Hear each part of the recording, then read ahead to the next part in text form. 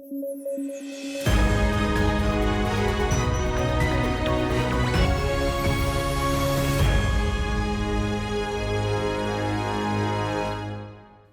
News at 9 programme में आपका स्वागत है। मैं हूं अमृत उपाध्याय। आइए जल्दी से देखें आज की हेडलाइंस।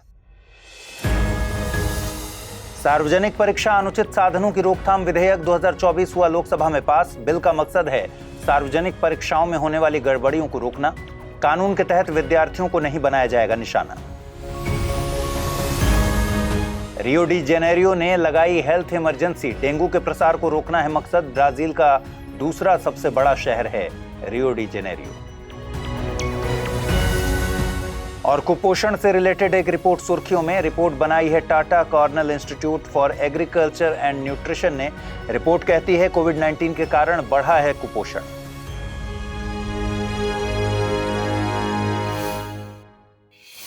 चलिए खबरों की शुरुआत करें। क्या आपने हाल ही में रिलीज 12th फेल मूवी देखी है? घबराइए मत, हम यहाँ किसी फिल्म का प्रमोशन नहीं कर रहे हैं। मैंने मूवी देखी है, मुझे बहुत अच्छी लगी। फिलहाल हम बात कर रहे हैं मूवी में जिक्र की गई एक खास किस्म की व्यवस्था की। 12th फेल मूवी में नायक का यानी हीरो का जब यूपीएससी इंटरव्यू होता है तो वो परीक्षा प्रणाली में एक जमी जमाई व्यवस्था की बात करता है। ये जमी जमाई व्यवस्था नकल करवाने या नकल को प्रोत्साहित करने की व्यवस्था थी, जिसमें स्कूल के चपरासी और प्रिंसिपल से लेकर बहुत सारे सरकारी अधिकारी भी शामिल होते हैं। मूवी में तो ये व्यवस्था स्कूली परीक्षा पास करवाने के लिए बताई गई थी, लेकिन रियल लाइफ में विभिन्न कॉम्पिटिटिव एग्जाम्स में भी ऐसी जमी जमाई व्यवस्था का एग्जाम्पल हम सब ने देखा है। आप सब लोग बड़ी शिद्दत से एग्जाम की ईमानदारी से तैयारी करते हैं, पैसा और समय दोनों खर्च करते हैं, और बाद में पता चलता है कि एग्जाम का पर्चा लीक हो गया था या एग्जाम में धांधली हो गई। मुझसे पूछिए, मेरे पास सैकड़ों स्टूडेंट्स के कॉल मैसेज आते हैं। इन सिचुएशन से गंभीर और मेधावी स्टूडेंट्स का दिल टूट जाता है और इसका सिस्टम से भरोसा उठ जाता है। न्यूज एजेंसी इंडियन एक्सप्रेस की जांच रिपोर्ट की माने तो रिपोर्ट में पिछले 5 सालों में 15 राज्यों में भर्ती परीक्षाओं में पेपर लीक के 41 रिकॉर्डेड मामलों का जिक्र है और रिपोर्ट के अनुसार इसका 1.4 करोड़ से अधिक स्टूडेंट्स पर प्रभाव पड़ा है। सार्वजनिक परीक्षाओं में ऐसी गड़बड़ियों के कारण देरी होती है और परीक्षाएं रद्द हो जाती हैं। इससे लाखों युवाओं का भविष्य खतरे में पड़ता है। खैर, जब जागे तभी सवेरा। खबर यह है कि सार्वजनिक परीक्षा अनुचित साधनों की रोकथाम विधेयक 2024 लोकसभा से पास हो गया है। इस बिल का मकसद सार्वजनिक परीक्षाओं में प्रश्न पत्रों के लीक होने, दस्तावेजों से छेड़छाड़ और कंप्यूटर नेटवर्क से छेड़छाड़ करने जैसी गड़बड़ियों को रोकना है। आपके मन में सवाल आ रहा होगा कि इस तरह के अपराधों के लिए पहले से ही आईपीसी और बीएनएस में सजा के प्रावधान हैं, तो फिर सरकार को नए कानून की जरूरत क्यों पड़ी? विधेयक को पेश करने वाले केंद्रीय मंत्री जितेंद्र सिंह ने स्पष्ट किया कि वर्तमान में ऐसी सार्वजनिक परीक्षाओं को संचालित करवाने वाले संस्थाओं द्वारा अपनाए गए अनुचित तरीकों या किए गए अपराधों से निपटने के लिए कोई विशिष्ट ठोस कानून नहीं है। इस विधेयक में परीक्षाओं में केवल ऐसी गड़बड़ियों के लिए प्रावधानों को स्पष्ट रूप से परिभाषित किया गया है। आइए समझते हैं इस विधेयक में क्या है। सार्वजनिक परीक्षा अनुचित साधनों की रोकथाम विधेयक 2024 में लिखा है कि किसी व्यक्तियों के समूह या संस्थानों द्वारा किए गए अपराध के रूप में प्रश्न पत्र या उत्तर कुंजी के लीक होने, सार्वजनिक परीक्षा में अनधिकृत रूप से किसी भी तरीके से प्रत्यक्ष या अप्रत्यक्ष रूप से उम्मीदवार की सहायता करने और कंप्यूटर नेटवर्क या कंप्यूटर संसाधन या कंप्यूटर सिस्टम के साथ छेड़छाड़ करना शामिल है। देखिए, कानूनी भाषा थोड़ी सी जटिल तो होती ही है, लेकिन इसका लब्बो-लुआब यही है कि कोई भी व्यक्तियों का समूह या संस्थान पेपर या आंसर को लीक करेगा या कैंडिडेट को नकल करने में किसी भी रूप में सहायता करेगा या ऑनलाइन परीक्षा में कंप्यूटर सिस्टम से छेड़खानी करके कैंडिडेट को नकल करवाएगा या सहायता करेगा, तो यह अपराध होगा। इसके अलावा धोखा देने या आर्थिक लाभ के लिए फर्जी वेबसाइट बनाने, फर्जी परीक्षा का संचालन करना, नकली प्रवेश पत्र जारी करना या धोखा देने या आर्थिक लाभ के लिए प्रस्ताव पत्र जारी करना और बैठने की व्यवस्था में हेरफेर, तारीखों और पाली का आवंटन, उम्मीदवारों को परीक्षाओं में अनुचित साधन अपनाने की सुविधा प्रदान करना भी प्रस्तावित कानून के तहत दंडनीय अपराधों में से एक है। अब अपराध है तो सजा भी होगी। विधेयक में इस तरह के अपराधों के लिए न्यूनतम 3 साल जेल की सजा है और 1 करोड़ रुपए तक का जुर्माना शामिल है। विधेयक में संगठित गिरोहों, माफिया तत्वों और कदाचार में लिप्त लोगों की पहचान करने और उनसे प्रभावी ढंग से निपटने का भी प्रावधान है। इसके साथ मिली भगत में पाए गए सरकारी अधिकारियों को भी नहीं बख्शा जाएगा। आपको यह भी बता दें कि इस कानून के तहत विद्यार्थियों को निशाना नहीं बनाया जाएगा, बल्कि इसमें संगठित अपराध, माफिया और सांठगांठ में शामिल पाए गए लोगों के खिलाफ ही कार्यवाही की जाएगी। विधेयक में इस तरह के प्रयास के मकसद की भी बात की गई है। इसमें कहा गया है कि विधेयक का उद्देश्य सार्वजनिक परीक्षा प्रणालियों में अधिक पारदर्शिता, निष्पक्षता और विश्वसनीयता लाना है और युवाओं को भरोसा दिलाना है कि उनके ईमानदार और वास्तविक प्रयासों को उचित पुरस्कार मिलेगा और उनका भविष्य सुरक्षित है। क्या आप बता सकते हैं दुनिया का एरिया के हिसाब से 5वां और पॉपुलेशन के हिसाब से 7वां सबसे बड़ा देश कौन सा है? अगर आपके मन में इसका जवाब ब्राजील आया है तो आप सही हैं। बहुत ही खूबसूरत देश है ब्राजील। ब्राजील दक्षिण अमेरिका महाद्वीप में आता है। इक्वाडोर और चिली को छोड़कर ब्राजील हर दक्षिण अमेरिकी देश के साथ सीमा साझा करता है। इसकी राजधानी है ब्रासिलिया और इसका सबसे अधिक आबादी वाला शहर है साओ पाउलो। एक और ब्राजीलियन शहर बड़ा फेमस है, नाम है रियो डी जेनेरियो। इसका मतलब है जनवरी की नदी। यह ब्राजील के रियो डी जेनेरो राज्य की राजधानी और देश का दूसरा सबसे बड़ा शहर है। एक मजेदार बात आपको बताते हैं, ब्रासिलिया के पहले रियो डी जेनेरियो ब्राजील की राजधानी थी। एक और खास बात, रियो डी जेनेरियो एक समय पुर्तगाल की भी राजधानी थी। नेपोलियन ने एक बार पुर्तगाल पर हमला किया था तो पुर्तगाल ने अपनी राजधानी रियो डी जेनेरियो को बना लिया था। इसका मतलब यह है कि रियो डी जेनेरियो किसी यूरोपीय देश की एकमात्र राजधानी थी जो कि यूरोप महाद्वीप के बाहर स्थित थी। लेकिन आजकल रियो डी जेनेरियो एक अलग कारणों से चर्चा में बना हुआ है। दरअसल खबर आई है कि हाल ही में ब्राजील के एक बड़े शहर रियो डी जेनेरियो में स्वास्थ्य आपातकाल यानी हेल्थ इमरजेंसी लगानी पड़ी है। यह हेल्थ इमरजेंसी लगाई गई है डेंगू के कारण। यहाँ के स्थानीय मीडिया ने बताया है कि पिछले साल के जनवरी की तुलना में इस साल जनवरी में ब्राजील में मच्छरों से होने वाली बीमारी की घटनाएं लगभग 4 गुना बढ़ गई हैं। आपको जानकर हैरानी होगी कि साल 2023 में रियो डी जेनेरियो में डेंगू के केवल 23,000 मामले दर्ज किए गए थे, जबकि 2024 में अब तक यानी केवल 40 दिनों के भीतर 10,000 मामले दर्ज किए जा चुके हैं। फिलहाल यहां स्वास्थ्य आपातकाल लगाकर डेंगू बुखार के प्रसार को रोकने की कोशिश की जा रही है। देखिए, हेल्थ इमरजेंसी लगाने का मतलब जन स्वास्थ्य उपायों, वित्तीय सहायता और संसाधन मुहैया कराने के कामों में तेजी लाना होता है, जिससे संक्रमण को स्थानीय स्तर पर फैलने से रोका जा सके। इसके लिए मच्छरों के लार्वा को पनपने से रोकना, पानी जमा होने नहीं देना, साफ सफाई का ध्यान देना, हॉस्पिटल में जरूरत की दवाएं उपलब्ध होना, हॉस्पिटल में मरीजों के लिए बिस्तर और अन्य सुविधाओं को मुहैया करवाना, एंटी मॉस्किटो क्रीम का यूज करने को कहना, मच्छरदानी का इस्तेमाल करने को कहना जैसे उपायों की अनुशंसा करना शामिल है। इसमें सबसे बड़ा जोर संक्रमण को फैलने से रोकने पर होता है। स्वास्थ्य आपातकाल की यह घोषणा कार्निवल समारोह शुरू होने से कुछ दिन पहले की गई है। कोई भी हेल्थ से रिलेटेड चर्चा हो और WHO का जिक्र ना हो, ऐसा नहीं हो सकता। आपको बता दें कि WHO इस सिचुएशन पर लगातार नजर बनाए हुए है। पिछले साल दिसंबर में WHO ने कहा था कि जलवायु परिवर्तन के कारण तापमान में वृद्धि और उच्च वर्षा होती है और जलवायु परिवर्तन डेंगू के उच्च जोखिम से जुड़ा है।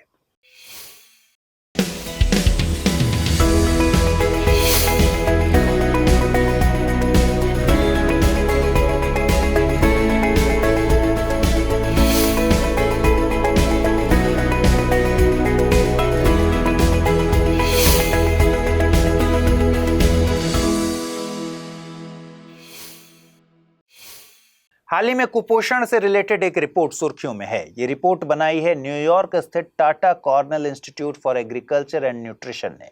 इसमें कहा गया है कि कोविड-19 महामारी से भारत की खाद्य प्रणालियों में व्यवधान पैदा हुआ, जिसके कारण कम वजन वाले बच्चों में तेजी से वृद्धि हुई। आपको बता दें कि Tata Cornell institute for agriculture and nutrition के शोधकर्ताओं ने भारत में लॉकडाउन खत्म होने के 18 महीने के बाद एक सर्वे किया था। इन्होंने पाया कि जून 2017 और जुलाई 2021 के बीच कम वजन वाले बच्चों का अनुपात 31% से बढ़कर 45% हो गया है। इससे कुपोषित बच्चों की संख्या में 14% की वृद्धि हुई है।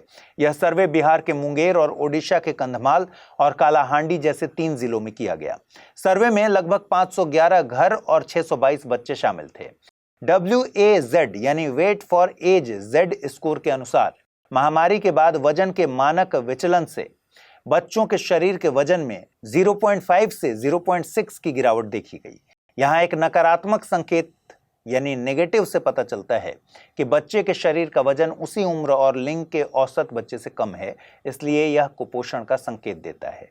एक सकारात्मक चिन्ह यानी प्लस ये बताता है कि बच्चे का वजन औसत से अधिक है।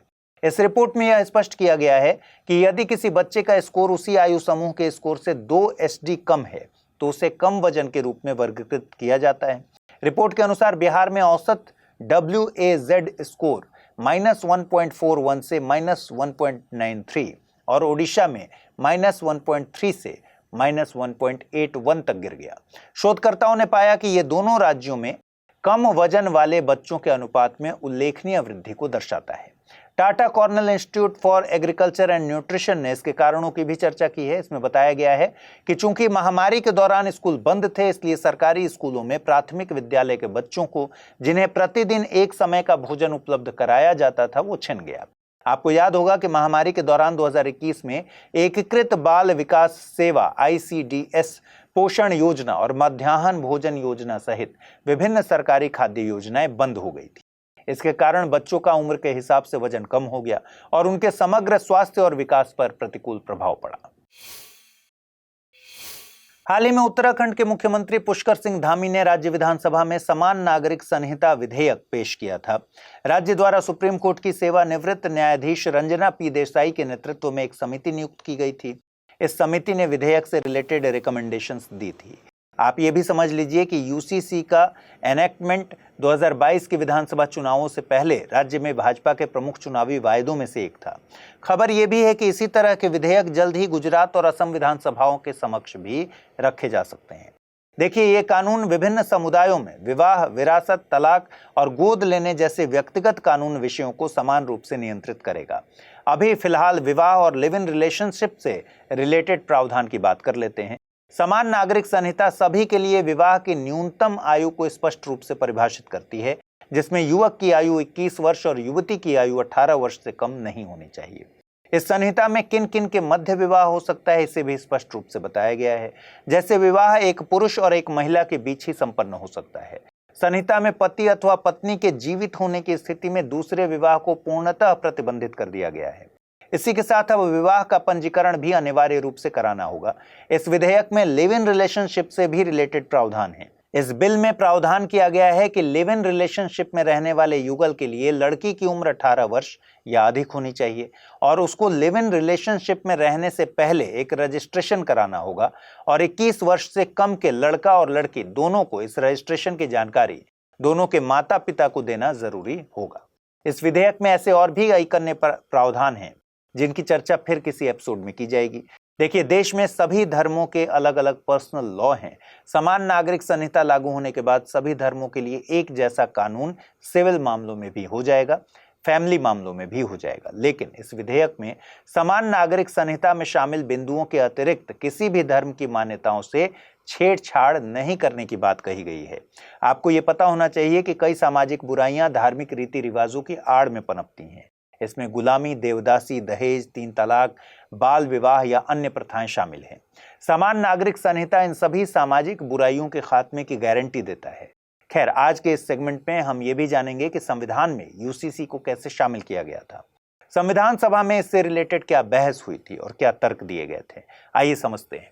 देखिए, UCC का उल्लेख भारतीय संविधान के नीति निदेशक तत्वों के अंदर अनुच्छेद 44 में है। क्या कहता है अनुच्छेद 44? अनुच्छेद 44 कहता है कि राज्य पूरे भारत में नागरिकों के लिए एक समान नागरिक संहिता सुनिश्चित करने का प्रयास करेगा। इस अनुच्छेद को संविधान सभा द्वारा 23 नवंबर 1948 को एक जोरदार बहस के बाद अपनाया गया था। ऑल इंडिया मुस्लिम लीग ने UCC की खिलाफत की। ऑल इंडिया मुस्लिम लीग के एक विधानसभा सदस्य मोहम्मद इस्माइल खान ने ड्राफ्ट कॉन्स्टिट्यूशन के अनुच्छेद 35 में एक प्रावधान के एडिशन का सुझाव दिया था। जानकारी के लिए बता दें कि यही अनुच्छेद 35 बाद में अनुच्छेद 44 बना। इस्माइल ने तर्क दिया कि एक धर्मनिरपेक्ष राज्य को लंबे समय से चली आ रही धार्मिक प्रथाओं में हस्तक्षेप नहीं करना चाहिए, क्योंकि यह देश में असंतोष पैदा कर सकता है और सद्भाव को बिगाड़ सकता है। एक और सदस्य थे, नाम था B पोकर साहेब बहादुर। इन्होंने भी मोहम्मद इस्माइल खान के पक्ष में बात की। इन्होंने तो यहां तक कहा कि अगर संविधान सभा जैसी कोई संस्था धार्मिक अधिकारों और प्रथाओं में हस्तक्षेप करती है तो यह अत्याचार होगा। वहीं कांग्रेस सदस्यों ने समान नागरिक संहिता का समर्थन किया था। कांग्रेस सदस्य और संविधान सभा ड्राफ्ट समिति के सदस्य के.एम. मुंशी ने इस विचार का विरोध किया कि यूसीसी अत्याचारी है। उन्होंने कहा कि राज्य को धार्मिक आचरण में हस्तक्षेप न करने का प्रयास करना चाहिए, लेकिन कुछ मामलों को धर्मनिरपेक्ष कानून द्वारा शासित किया जाना चाहिए, न कि धर्म द्वारा। मुंशी ने कहा कि यदि विरासत और उत्तराधिकार जैसे मामलों को व्यक्तिगत धार्मिक कानूनों की छत्रछाया में स्वीकार किया जाता है तो भेदभाव के खिलाफ मौलिक अधिकार के बावजूद महिलाओं के साथ कभी भी समान व्यवहार नहीं किया जाएगा। इसलिए ऐसा कोई कारण नहीं है कि पूरे भारत में समान नागरिक संहिता न हो। ड्राफ्ट कमेटी के एक अन्य सदस्य थे अल्लादी कृष्णस्वामी अय्यर। उन्होंने कहा कि यूसीसी असंतोष और असामंजस्य का कारण बनेगा। ड्राफ्ट कमेटी के अध्यक्ष डॉक्टर बी.आर. अंबेडकर ने कहा कि मानवीय संबंधों के लगभग हर पहलू के लिए पहले से ही समान कानून लागू थे, बस विवाह और उत्तराधिकार से संबंधित व्यक्तिगत कानूनों को छोड़कर। उन्होंने ये भी कहा कि इस बात पर बहस करने में बहुत देर हो चुकी है कि यूसीसी को लागू किया जाना चाहिए या फिर नहीं, क्योंकि काफी हद तक इसे पहले ही लागू किया जा चुका है। हालांकि अंबेडकर ने संबंधित सदस्यों को कुछ आश्वासन दिए थे। अंबेडकर ने कहा कि सभी लोग अनुच्छेद की भाषा पर ध्यान केंद्रित कीजिए, इसमें राज्य प्रयास करेगा जैसे शब्द शामिल हैं। ऐसे शब्दों को शामिल करने से संबंधित समुदायों के हितों की रक्षा होती है। उन्होंने तर्क दिया कि इन शब्दों ने यह सुनिश्चित किया है कि यूसीसी को सभी नागरिकों पर लागू नहीं किया जा सकता और यह केवल उन लोगों पर लागू हो सकता है जो घोषणा करते हैं कि वे कोर्ट से बंधे होने के लिए तैयार हैं। कुल मिलाकर इन तर्कों के साथ संविधान सभा ने संविधान के अनुच्छेद 44 को अपनाया, जैसा कि आज जानते हैं। आइए अब जल्दी से देखें आज के रैपिड न्यूज में क्या है खास। भारत सरकार ने मेरा गांव मेरी धरोहर MGMD कार्यक्रम के तहत सभी गांवों का मानचित्रण और दस्तावेजीकरण करने का निर्णय लिया है। इस कार्यक्रम का संचालन संस्कृति मंत्रालय इंदिरा गांधी राष्ट्रीय कला केंद्र के सहयोग से करेगा। MGMD के माध्यम से लोगों को भारत की विविध और जीवंत सांस्कृतिक विरासत से जुड़ने का मौका मिलेगा। यह देश के प्रत्येक गांव की खोज, शोध और वर्चुअल भ्रमण के लिए वन स्टॉप स्थल के रूप में कार्य करेगा। अर्थात यह कार्यक्रम एक आभासी मंच तैयार करेगा जिससे लोग भारत की सांस्कृतिक विरासत से वर्चुअली जुड़ पाएंगे। देश के पहले डिजिटल राष्ट्रीय पुरालेख संग्रहालय की नींव केंद्रीय संस्कृति मंत्री ने हैदराबाद के सालार जंग संग्रहालय में रखी। भारतीय पुरातत्व सर्वेक्षण के नेतृत्व में इस संग्रहालय में विभिन्न भाषाओं और कालखंडों के लगभग 1 लाख प्राचीन शिलालेख रखे जाएंगे। आपको बता दें 2023 में केंद्रीय वित्त मंत्री निर्मला सीतारमण द्वारा 1 लाख प्राचीन शिलालेखों के डिजिटलीकरण के साथ भारत साझा शिलालेख भंडार अर्थात भारत श्री की स्थापना की घोषणा की गई थी। यह विद्वानों और शोधकर्ताओं के लिए एक अभूतपूर्व डिजिटल संग्रहालय होगा। लाल सागर में हूती विद्रोहियों के जहाजों पर हमलों के तनाव से जूझ रहे यमन ने अपना नया प्रधानमंत्री नियुक्त किया। दरअसल यमन के राष्ट्रपति के नेतृत्व वाली परिषद ने अहमद अवद बिन मुबारक को नया प्रधानमंत्री नियुक्त किया। उन्होंने माइन अब्दुल मलिक सईद की जगह ली है। आपको बता दें यमन अरब प्रायद्वीप के दक्षिणी छोर पर स्थित है। यह अपने स्थल सीमा उत्तर में सऊदी अरब और पूर्व में ओमान के साथ साझा करता है तथा इसके पश्चिम में लाल सागर, दक्षिण में अरब सागर और अदन की खाड़ी स्थित है। इजराइल के भूवैज्ञानिक संस्थान ने हाल ही में साइप्रस के पास पानी के नीचे एक घाटी का पता लगाया है। इसे एराटोस्थनीज नाम दिया गया है। इस घाटी की उत्पत्ति मैसीनियन घटना से जुड़ी हुई है जो लगभग 5.5 मिलियन वर्ष पहले घटित हुई थी। मैसीनियन घटना को मैसीनियन लवणता संकट यानी मैसीनियन सैलिनिटी क्राइसिस के रूप में भी जाना जाता है। आपको बता दें यह एक भूवैज्ञानिक घटना थी जिसके दौरान भूमध्य सागर आंशिक या फिर लगभग पूरी तरह से सूख गया था। इसकी शुरुआत अटलांटिक महासागर और भूमध्य सागर के बीच संपर्क टूटने से मानी जाती है तथा यह पृथ्वी के इतिहास में सबसे गंभीर पारिस्थितिकी संकटों में से एक था। हाल ही में ईरान सरकार ने भारतीय नागरिकों के लिए मुफ्त वीजा नीति को मंजूरी दी। यह नीति केवल पर्यटन उद्देश्य के अंतर्गत वैध होगी तथा वीजा मुक्त प्रवेश केवल उन भारतीय पर्यटकों पर लागू होगा जो हवाई मार्ग से ईरान पहुंचेंगे। इस छूट के तहत भारतीय नागरिक 15 दिन के अधिकतम प्रवास के लिए हर एक 6 महीने में एक बार ईरान में प्रवेश कर सकेंगे।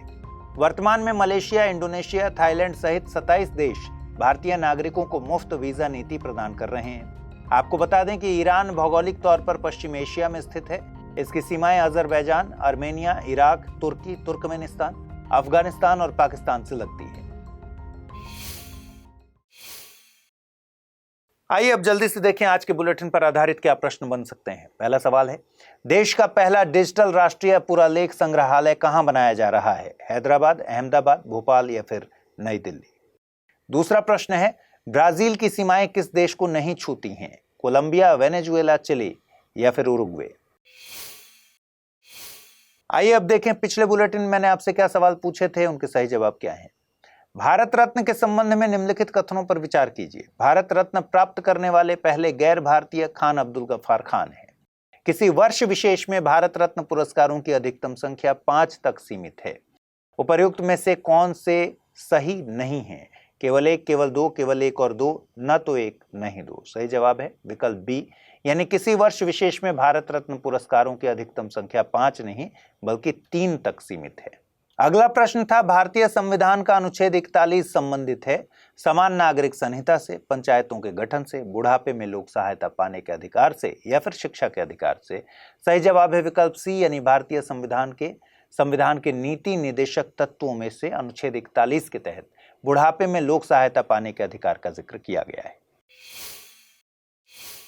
तो आज इस बुलेटिन में इतना ही। कल रात 9 बजे आपसे फिर से मुलाकात होगी। ख्याल रखिए अपना, ठीक से पढ़ाई कीजिए। इस बुलेटिन को जल्दी से लाइक कर दीजिए अगर अभी तक लाइक नहीं किया है तो।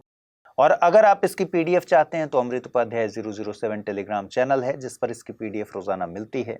साथ ही आज जो सवाल मैंने पूछे हैं उनके जवाब भी कमेंट बॉक्स में देने हैं। नमस्कार।